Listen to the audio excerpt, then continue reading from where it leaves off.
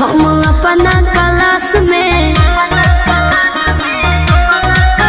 लइका करेलो समार बैठे खाती पास में बाबू बानी सबसे झकास हम अपना क्लास में लइका करेलो समार बैठे खाती पास में सभे करेला बड़ाई हम केने केने जाई केहू कहे अमर पाली केहू लूलिया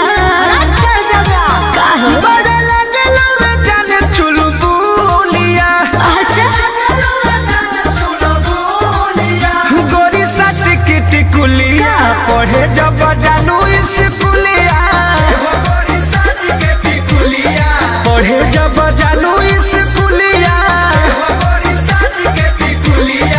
अरे चुप रहो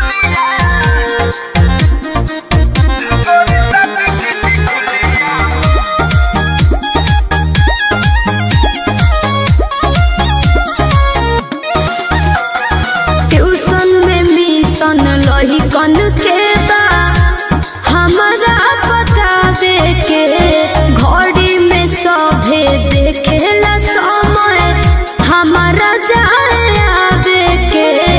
ये हमरा सब बुझाते है बाबू तो का पूछता ए धन ओठ पर लगा के उठल लिया तो चले लू हिरनी वाला चलिया ऐसन बका चिझना हवे जान तू ममोलिया मत सट के टिकुलिया पढ़े जब जानू स्कूलिया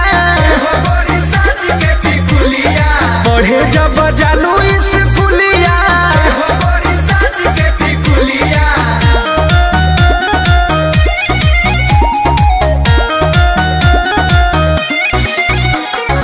म्यूजिक बाय आर्या शर्मा